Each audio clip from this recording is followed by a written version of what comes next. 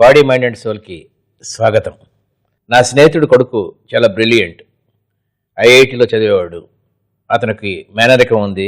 ఆ అమ్మాయి కూడా అదే ఐఐటిలో చదివేది. తర్వాత పోస్ట్ గ్రాడ్యుయేషన్ కోసం ఒకరు రూర్కెలా, మరొకరు చెన్నై వెళ్ళారు. సడన్గా ఈ అబ్బాయి మార్కులు తగ్గిపోవటం, అసలు ఎందుకు పనికి రాడేమో, ఎందుకు వచ్చాడో ఈ సీట్ అంత స్టేజ్కి వచ్చేసాడు. అలాగే నేను బ్యాంకులో పనిచేసే రోజుల్లో నా దగ్గర అసిస్టెంట్ ఉండేవాడు, బ్రిలియంట్. అతన్ని డెప్యుటేషన్ మీద మేము కలకత్తా పంపించాం. అతని దగ్గర నుంచి ఆశించిన దానికి కనీసం 1% కూడా రిజల్ట్ మాకు రాలేదు. మాకు కారణం తెలియలేదు. తర్వాత అర్థమైంది ఏంటంటే ఈ రెండు ఉదాహరణలకి వెనక ఒక కారణం ఉందని. దాన్నే separation anxiety, adult separation anxiety అంటారట.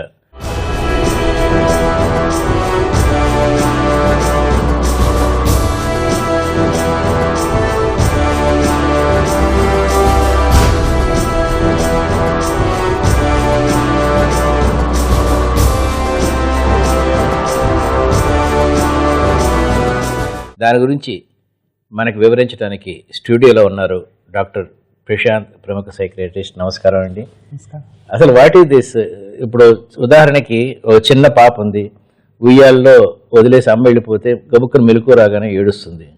అలాగే ఒక చిన్న పాప ఫస్ట్ డే స్కూల్కి వెళ్ళటానికి అమ్మ నాన్న వదిలేసేసి విపరీతంగా, దీన్ని అర్థం చేసుకోవచ్చు. సో చిన్నపిల్లల్లో అయితే మనం అర్థం చేసుకోవచ్చు. ఈ పెద్దవాళ్ళలో ఏంటండి ఇది? నిజం చెప్పాలంటే ఇది కొంచెం విచిత్రమైన కొత్త డయాగ్నోసిస్ అండి. సైకాట్రీలో సైకాలజీ కొత్తది అనమాట. ఎందుకంటే ఇప్పటి వరకు మనకు అలవాటు అయిపోయింది. పిల్లలు మొదటి రోజు స్కూల్కి వెళ్తున్నప్పుడు తల్లి కొంగు పట్టుకుని అమ్మ నన్ను పంపించొద్దు అని ఆ బాధ మనకు తెలుసు. అవి అలవాటు, అది సహజమే.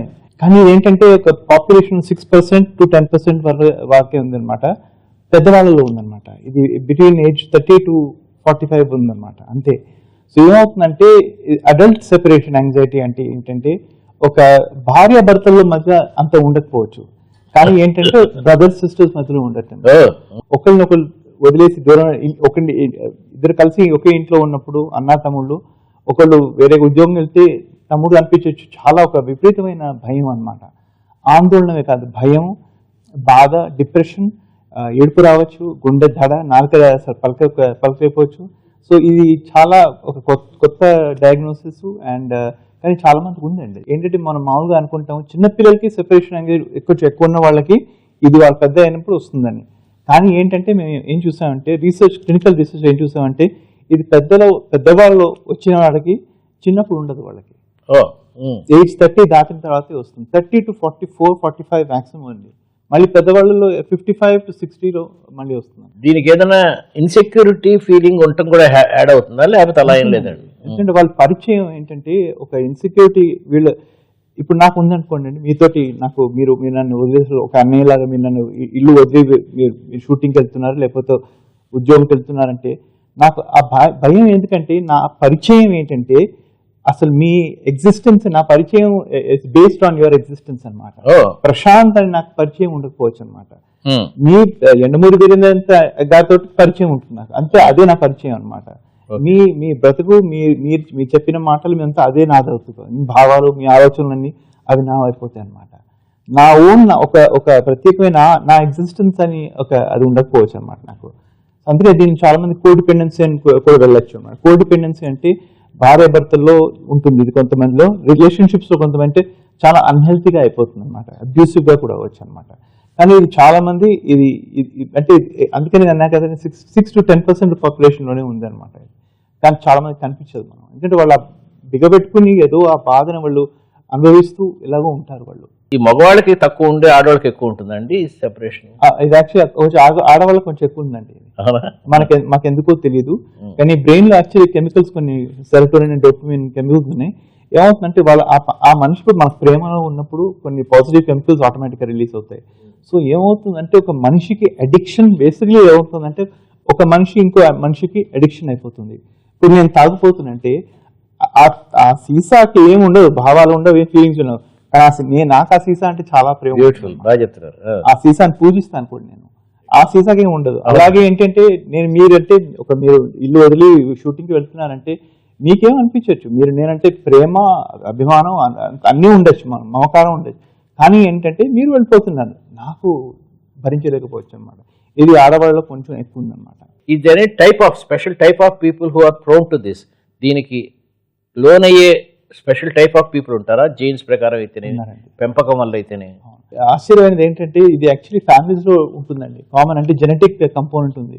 మామూలుగా ఒకవేళ నాకు ఉందంటే ఎక్కడో మా ఫ్యామిలీలో ఇంకెవరికో ఉంటుంది, లేకపోతే తల్లిదండ్రులు ఎవరికో ఉంటుంది అనమాట, తాతగారిలో అమ్మమ్మ నాన్న వాళ్ళలో కూడా ఏదో ఉంటుంది అనమాట. ఇది సో జెనెటిక్ ఉంది కంపోనెంట్.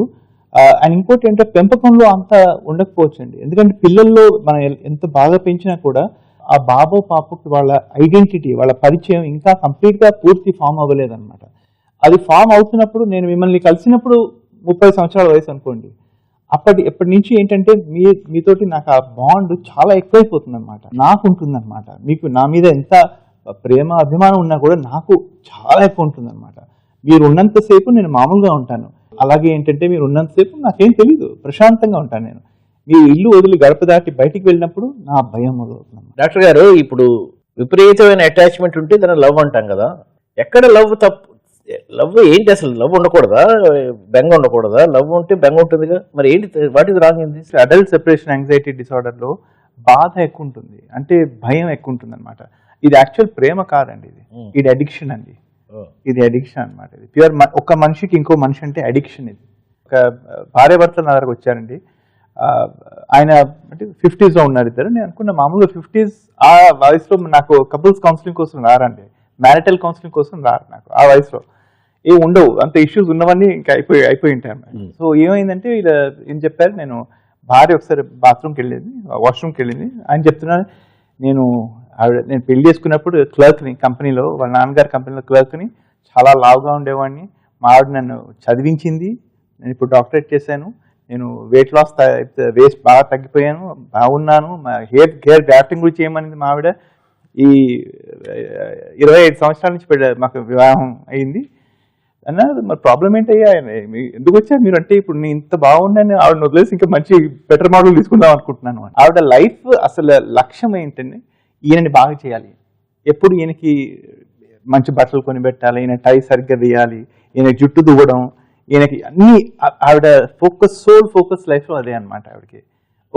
అది ప్రేమ కాదండి, ప్రేమ కాదు. ఆయన అంటే ప్రేమ కాదు, ఆయన అంటే ఒక రకమైన ఎప్పుడు ఇంట్లో నుంచి గడప దాటి బయటికి వెళ్తేనే ఆవిడకి బాధ అనమాట, డిప్రెషన్.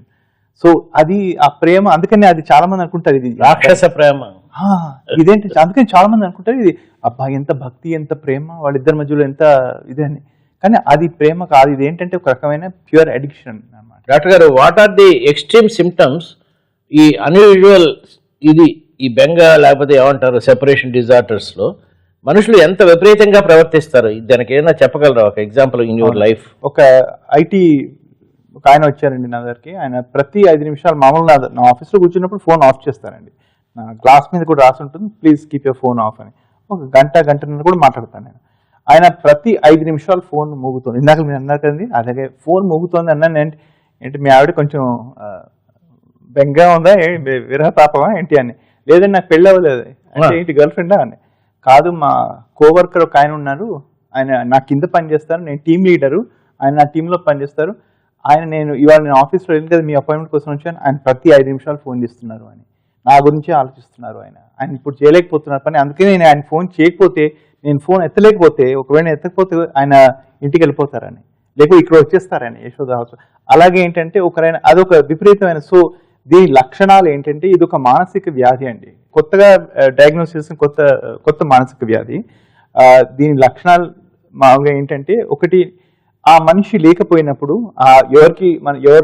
ఎవరంటే మనకు అడిక్షన్ ఉందో వాళ్ళు మన దగ్గరలో లేకపోయినప్పుడు మనకు ఒక రకమైన ఆందోళన కాదు, భయం అన్నమాట. ఇంకోటి ఏంటంటే, కొంతమంది గుండె దడ మొదలవుతుంది, కొంతమందికి డైజెస్టివ్ ప్రాబ్లమ్స్ అవుతుంది, కొంతమంది శ్వాసం తీసుకోలేకపోతారు. పూర్వకాలంలో జాయింట్ ఫ్యామిలీస్ ఉండేవి, 10 మంది కలిసి ఉండేవాళ్ళు, అందులో ఒకళ్ళు లేకపోతే ఇంకోటి బెంగ పెట్టుకునేవాళ్ళు. ఇప్పుడు మారుతున్న కాలంలో మెటీరియలిస్టిక్ అప్రోచెస్ లేకపోతే న్యూక్లియస్ ఫ్యామిలీస్ వచ్చినాయి కదా. ఈ కాలంలో ఎక్కువ మంది సెపరేషన్ ఫీల్ అవుతున్నారా, లేకపోతే పూర్వకాలం కన్నా ఇప్పుడు తగ్గిపోయిందా? ఈ రోజుల్లో ఎందుకంటే మనుషులకు ఒక రకమైన సెక్యూరిటీ లేదండి. ఇది ఐటీ ఫీల్డ్ లో కూడా అంటారు, పింక్ స్లిప్ సిండ్రోమ్ అంటారు. అంటే ఏంటంటే, అది వాళ్ళు ఒక 10 గంటలు పనిచేసి రాత్రి 6 గంటలకు అలా ఇంటికి వెళ్తున్నప్పుడు తిరిగి ఒకసారి చూస్తారంట బిల్డింగ్. ఎందుకు చూస్తారంటే, రేపు ఉంటుందో లేదో ఈ కంపెనీ అని, నాకు ఉద్యోగం ఉంటుందో లేదో రేపు, అంటే సో ఈ ఆందోళన చాలా అయిపోయింది సొసైటీలో అన్నమాట. ఎందుకంటే వరల్డ్ వైడ్ వెబ్ కూడా ఇప్పుడు ఒకప్పుడు మనం మన సుగ్రామం లేకపోతే మన కుటుంబం అందరం కలిసి తాతగారు వీళ్ళందరూ ఒకవేళ అన్నయ్య ఇంట్లో లేకపోతే తాతగారు ఉన్నారు లేకపోతే నాన్నగారు ఉన్నారు, అది ఏదో ఒక రకమైన సబ్స్టిట్యూషన్ ఫ్యాక్టర్ ఉంటుంది. ఈ రోజుల్లో ఏంటంటే మనుషులు ఒంటరితనం ఎక్కువైపోయింది. అండ్ లేకపోతే అది మనుషులు లేకపోతే సెల్ ఫోన్. ఈ రోజుల్లో నేను చూస్తాను చాలా మంది మిత్రులు పక్క కూర్చొని ఒకరినొకరు మెసేజ్ పంపించుకుంటారు, ఏంటి మాట్లాడచ్చు కదా అని. మనుషులు మాట్లాడడం కమ్యూనికేషన్ స్కిల్స్ కంప్లీట్ అయిపోయి, అందుకే ఇది కొత్త డయాగ్నోసిస్ అండి, కొత్త మానసిక వ్యాధి ఇది. ఇప్పుడు ఈ అడాల్సెంట్ గర్ల్స్ లో చాలా మంది ఎవరన్నా ఒక్కళ్ళ దొరికితే చాలా నా లైఫ్ లో నన్నుగా గుర్తించి I want somebody in where in నేను అసలు మొత్తం ప్రపంచాన్ని మర్చిపోయి దాసోహం అయిపోయి ఈ సిండ్రోమ్స్ ఇంతకుముందు ఉండేవి కాదనుకుంటా నాకు తెలిసినంతలో. వాట్ ఈజ్ యువర్ ఎక్స్పీరియన్స్ ఇప్పుడు మారుతున్న కాలంలో అలాంటి సిండ్రోమ్స్ ఎక్కువ అవుతున్నాయి అంటారా? ఈ రోజుల్లో అమ్మాయిలు ఫేస్బుక్ లో లేకపోతే ఈ ట్విట్టర్ లో ఇలాంటి వాటిలో ఇన్స్టాగ్రామ్ అంటారు, లేకపోతే వాళ్ళ ఫోటోలు తీసుకుని అప్లోడ్ చేయడం, దాంతో అందరూ ఓ యూ లుక్ సో బ్యూటిఫుల్, ఎంత బాగున్నావు, ఇది దీంతో ఇన్స్టెంట్ గ్లామర్ అనమాట, ఇన్స్టెంట్ ఫేమ్. ఒకప్పుడు అదే అమ్మాయి కూర్చుని పుస్తకాలతో చదివి వాళ్ళ అమ్మా నాన్న ఆశీస్సులు అందుకుని ఒక మంచి పేరు సంపాదించుకునేది అనమాట. పెళ్లి అంటే వివాహం కోసం ఏదో వెయిట్ చేసేది, కానీ ఇప్పుడు ఏంటంటే అది ఇన్స్టెంట్ గా వచ్చేసింది. అమ్మాయికి షీఈస్ గాట్ 3,000 మంది ఫ్రెండ్స్ ఉన్నారు ఫేస్బుక్ లో. అంతమంది ఉన్నప్పుడు ఇంకా మరి అబ్బాయిల గురించి ఆలోచిస్తుంది. అమ్మాయికి అడిక్షన్ అయిపోతుంది అనమాట. అమ్మాయికి అబ్బాయి ఈ ఫోటో పెడతాను నేను, సెల్ఫీస్ టిక్ టిక్ టిక్ అని సెల్ఫీలు తీసుకుంటుండే, ఆ సెల్ఫీ మళ్ళీ అప్లోడ్ చేసిందా చదువుతారు అనమాట, ఎంతమంది లైక్స్ వచ్చాయో అనమాట, ఎంతమంది అబ్బాయిలు లైక్ చేశారు అని. సో ఇలాంటిది ఒక సెల్ఫ్ అబ్సెషన్ అయిపోయింది. యాంగ్జైటీ డిజార్డర్స్ కి, సెపరేషన్ అడల్ట్ యాంగ్జైటీకి ఏమైనా ట్రీట్మెంట్ ఉందా? సైకాలజిస్ట్ దగ్గరికి వెళ్ళాలా, సైకియాట్రిస్ట్ దగ్గరికి వెళ్ళాలా? ఒక మానసిక వైద్యుడు, వెదర్ సైకాట్రిస్ట్ ఆర్ సైకాలజిస్ట్, వాళ్ళు ఎవరో ఇప్పుడు సైకాట్రిస్ట్ దగ్గర వెళ్తే ఆయన రిఫర్ చేస్తారు కౌన్సిలింగ్ కోసం. కానీ బెస్ట్ ట్రీట్మెంట్ ఏంటంటే రెండు కంబైన్ చేసి అనమాట. ఏంటంటే వాళ్ళకి ఇప్పుడు మీరంటే నాకు అడిక్షన్ అయ్యారంటే, ఒకవేళ కనుక మీరు అడిక్షన్ అయితే నాకు మీ దగ్గర ఉన్నంతసేపు నా బ్రెయిన్ ఒక పాజిటివ్ కెమికల్ రిలీజ్ చేస్తూ ఉంటుంది. మీరంటే నాకు అడిక్షన్ అయిపోయారనమాట. నాకు ఇప్పుడు ఆ అడిక్షన్ నేను సబ్స్టిట్యూట్ చేయాలంటే నేను ఇంకేదన్నా అవసరం ఉంది నాకు. సో నాకు ఆ శక్తి ఉండకపోవచ్చు, వెళ్ళి కొత్తగా టెన్నిస్ ఆడడం వల్ల, లేకపోతే యోగా చేయడం, మెడిటేషన్ చేయడం, పెయింటింగ్, తబలా వాయించడం, అది ఉండకపోవచ్చు నాకు. ఆ విల్ పవర్ ఉండకపోవచ్చు, ఆ పట్టుదల ఉండకపోవచ్చు. అండ్ ఇంకోటి ఏంటంటే సైకాలజిస్ట్ సైకాట్రిస్ట్ ముందు కౌన్సిలింగ్ ఏం చెప్తారంటే, వేరే దానిలో ఎలాగైనా కొంచెం ఆ మనిషిని ఎందుకు వచ్చింది అని నేర్చుకుంటారనమాట. వాళ్ళ హిస్టరీ, వాళ్ళ చరిత్ర అది తీసుకుంటారనమాట. మీ ఫ్యామిలీలో ఇంకెవరు ఉందా అని. అప్పుడు దాంతో ఏంటంటే ఒక అవగాహన వస్తే, ఇప్పుడు నేను ఈ గదిలో నాకు చాలా చీకటిగా ఉంటే చీకటి తగ్గించు అని అన్నాను నేను, కొంచెం వెలుతురు లైట్ వేయండి అంటాను. అలాగే ఏంటంటే సైకాలజిస్ట్ దగ్గరైనా సైకాట్రిస్ట్ అలాంటి సైకోపాథాలజిస్ట్ దగ్గర వస్తే ఏం చేస్తామంటే ఒక అవగాహన క్రియేట్ చేస్తాం అనమాట. అసలు ఆశ్చర్యం ఏంటంటే ఈ ఉన్నవాళ్ళు, ఈ మానసిక వ్యాధి ఉన్న వాళ్ళకి అసలు ఉందని తెలియదండి.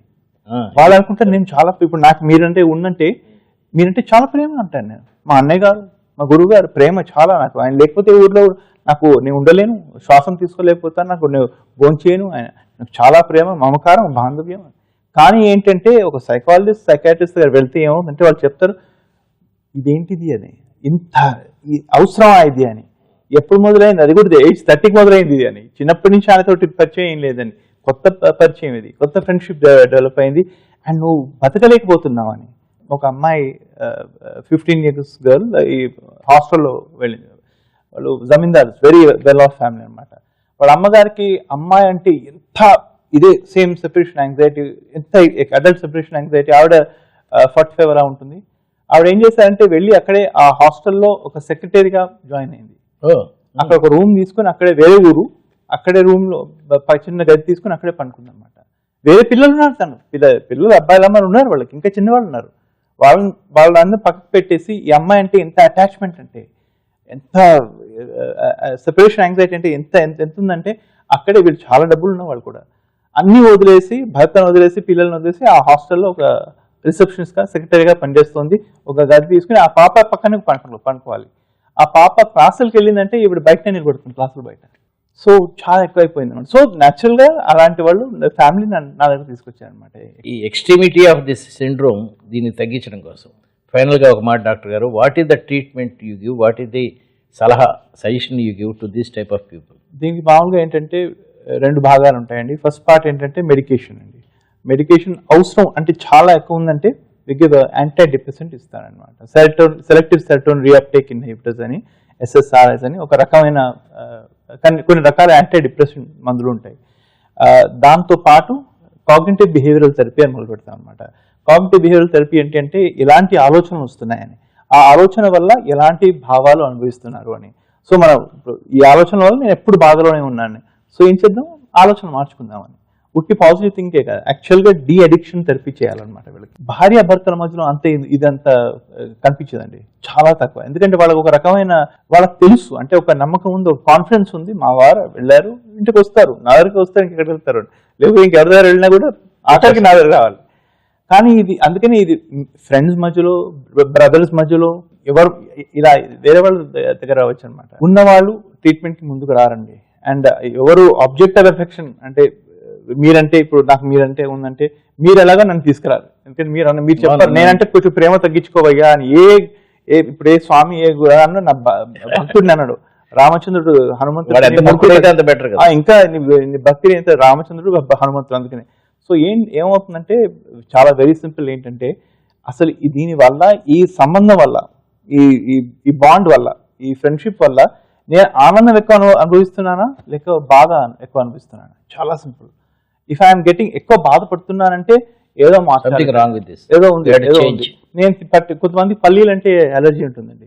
పల్లీలు అంటే చాలా మంచివి, నేను కూడా చాలా మంచివాడిని అయ్యిండొచ్చు. కానీ నాకు పల్లి ఒకవేళ నా నోట్లో పడిందంటే, పల్లి నూనె పడిందంటే నాకు గొంతంతా వాచిపోయి ఐ మే హ్యావ్ టు అనఫిలాక్టిక్ షాక్లోకి వెళ్ళొచ్చండి. నేను పల్లీల్లో ఏం తప్పు లేదు, నాలో ఏం తప్పు లేదు, కానీ ఆ రెండూ కలిసినప్పుడు ప్రాబ్లం వచ్చింది అనమాట. సో ఏం చేస్తామంటే నేను పల్లీలు ఆపేస్తాను, నేను అది నాకు మంచిది కాదనమాట. అలాగే ఏంటంటే ఒక సంబంధం వల్ల, ఒక ఫ్రెండ్షిప్ వల్ల, ఒక బాండ్ వల్ల ఎక్కువ బాధ ఉందంటే, నష్టం ఉన్నప్పుడు లాభం కంటే ఎక్కువ నష్టం ఎక్కువ ఉందంటే అది మనం ఇంకా మార్చాలన్నమాట. ఏదో ఒక ప్రాబ్లం ఉంది, మనం ఏదో మార్చాలి. సాధారణంగా ఒక బంధం మితిమీరిన బంధం అయినప్పుడు, అది మనకి నష్టం కలిగిస్తున్నప్పుడు దాని నుంచి మనం ఏదైనా డైవర్సిఫై అయ్యి బయటపడటం కానీ, ఆ బంధాన్ని తగ్గించుకోవటం కానీ, నువ్వు సెల్ఫ్ ఇంట్రాస్పెక్షన్ చేసుకొని, అంటే ఆత్మపరిశీలన చేసుకుని బయటపడు.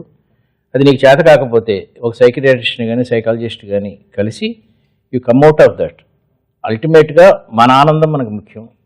దాన్ని లవ్ ఎక్కువ అయ్యే కొద్దీ ఆనందం ఎక్కువ అవ్వాలి, కానీ బాధ ఎక్కువ అవ్వకూడదు. అదేగా మనం చెప్పింది. నమస్కారం, థ్యాంక్ యూ అండి. సో ఇది అడల్ట్ సెపరేషన్ యాంగ్జైటీ. వచ్చే ఎపిసోడ్లో మరొక ముఖ్యమైన విషయంతో మళ్ళీ కలుసుకుందాం. అంతవరకు సెలవు.